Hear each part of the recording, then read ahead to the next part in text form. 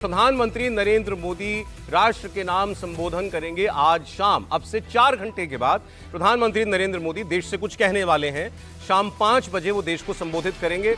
अब वो क्या कहेंगे ये तो खैर अब 5 बजे ही पता चलेगा, लेकिन अनुमान लगाए जा रहे हैं कि वो कुछ बड़ा ऐलान करेंगे। और कल से चूंकि देश भर में जीएसटी की नई दरें लागू होने वाली हैं, उससे पहले आज शाम प्रधानमंत्री देश से बात करने वाले हैं, तो उससे जोड़कर उनकी संबोधन को देखा जा रहा है।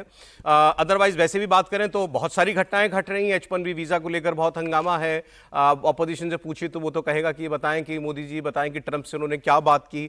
लेकिन प्रधानमंत्री ने आज का दिन क्यों चुना और समय 5 बजे का, वो बड़ा महत्वपूर्ण है, क्योंकि वो इससे पहले बड़ी घोषणाएं कोई रात को 8 बजे भी करते थे। आज शाम रविवार के दिन भारत पाकिस्तान का शाम को मैच भी होगा, उससे पहले 5 बजे प्रधानमंत्री ने वक्त चुना देश से कुछ कहने का। तो वो क्या बात हो सकती है, इस पर हम लोग चर्चा की शुरुआत करेंगे। पहले हमारे राजनीतिक संपादक देवेंद्र पराशर वो हमारे साथ लाइव जुड़ गए, तो उनके पास क्या जानकारियां आ रही हैं प्रधानमंत्री के संबोधन से जुड़ी, वो पूछ लेते हैं। जी देवेंद्र।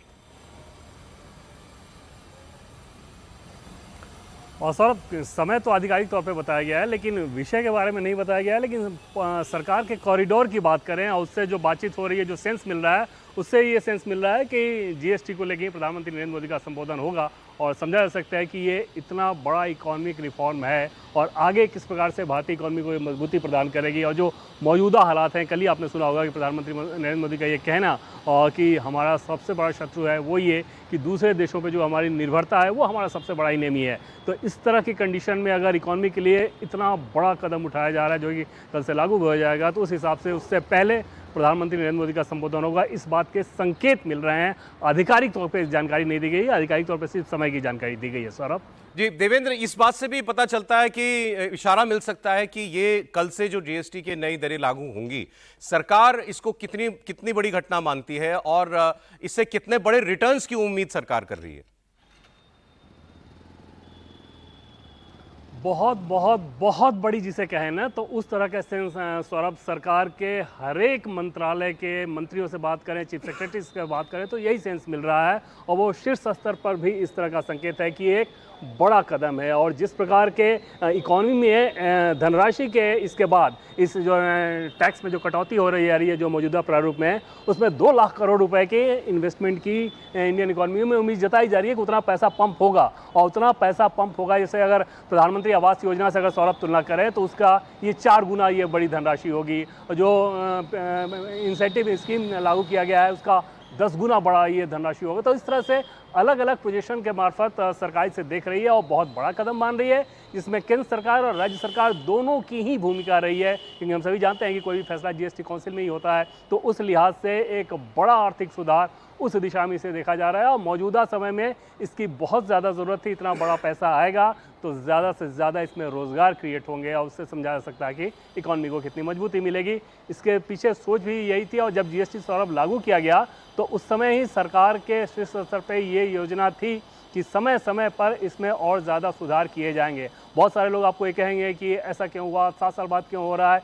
वो उसकी ज़रूरत थी, क्योंकि तब सभी राज्यों को सहमत कर पाना आसान काम नहीं था। जीएसटी काउंसिल ने ये फैसला लिया और हर एक फैसले जीएसटी काउंसिल में ही लिए जाते हैं। तो उस लिहाज से आप कह सकते हैं कि एक नेचुरल प्रोग्रेशन के तौर पे ये स्टेज आया है। और ये एक बहुत बड़ा जीएसटी लागू जब हुआ वो एक बड़ा कदम था इकोनॉमी के लिहाज से, और ये दूसरा बड़ा कदम इस रूप में माना जा रहा है जब सिर्फ 2 टैक्स स्लैब रखे जाएंगे और टैक्स में काफ़ी कटौती की जाएगी। कम से कम 2 टैक्स स्लैब तो ऐसे हैं सौरभ, जिसमें एक में 99%, दूसरे में 90%, इस तरह के प्रोडक्ट्स सस्ते हुए, उतने सारे प्रोडक्ट्स सस्ते हुए हैं।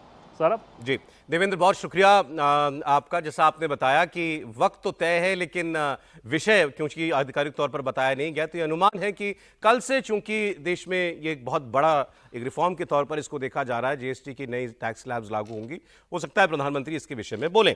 हमारे मेहमानों का क्या अनुमान है इस पर, ये भी पूछ लेते हैं। त्रिपाठी जी, क्या लगता है आपको? देखिए, मूल रूप से तो यही होना चाहिए। वैसे भी कल से शारदीय नवरात्र भी शुरू हो रहा है और प्रधानमंत्री नरेंद्र मोदी चूंकि शक्ति के उपासक हैं, ये जो पूरा रिफॉर्म है अगर आप इसको देखें तो ठीक है, एक सीधा सीधा कहेंगे तो इनडायरेक्ट टैक्सेज में बहुत कुछ छूट हो गई है, बहुत कुछ अभी भी बाकी है। लेकिन ओवरऑल इसका मकसद क्या है और ये समय का जो महत्व है, प्रधानमंत्री नरेंद्र मोदी ने कल जो कहा कि चिप से शिप तक भारत में बनाएंगे, कल जो कहा कि हमारा दुश्मन कौन है, हमारा दुश्मन कोई देश नहीं हो सकता, हमारा दुश्मन है जो हमारी आत्मनिर्भरता दूसरे देशों पर है। मैं मानता हूं कि भले वो जीएसटी का संदर्भ होगा, भले वो टैक्स कम होने का संदर्भ होगा, मूल रूप से नरेंद्र मोदी आज से एक बड़े अभियान के बारे में बात करेंगे, जो अभियान भारत को आत्मनिर्भर बनाएगा, जिसमें सरकार की हो सकता है, ये जरूरी नहीं है, लेकिन हो सकता है कि सरकार के नीतिगत तौर पर कैसे वो आगे जा रहे हैं उसकी किसी अभियान की वो घोषणा करें या ऐलान करें। ओवरऑल कह सकते हैं कि भारत में कंपनियां बनाएं, भारत की और भारत के बाहर की, वो उसको यहां जो लोग हैं उसका उपयोग करें। तो make in India, made in India, आत्मनिर्भर भारत, उसको नए सिरे से आज परिभाषित करने का दिन होगा। देखिए, प्रधानमंत्री अब पिछले कई हफ्तों से, मुझे 15 अगस्त पे तो उन्होंने लाल किले से ही कह दिया था, मगर उससे पहले से वो कहते आ रहे हैं कि हमारी हर समस्या का एक ही सोल्यूशन है, या एक विकसित भारत बनने का एक ही रास्ता है, आत्मनिर्भरता। फिर उन्होंने कहा कि भारत में बना सामान ही खरीदिए, दुकानदार भी केवल भारत में बना सामान ही अपने यहाँ रखे। ये एक बात हुई, लेकिन जब आप सीधे देश को एड्रेस करते हैं तो वो एक अलग विषय है, वो उसको एक बड़ी चीज होती है। तो वो क्या आह्वान किस रूप में कर सकते हैं, ये समझना है विजय जी। देखिए, जो जीएसटी रिफॉर्म पर जिसकी बात हो रही है, उसको क्यों ज़रूरत है और उसको कैसे देश कर सकते हैं, ये मेरे ख्याल से आज़ाद हिंदुस्तान के बाद पहली बार ऐसा हो रहा कि डिप्लोमेसी का जवाब हम डोमेस्टिक पॉलिसी से दे रहे हैं। मैं इसको ऐसे देखता हूँ।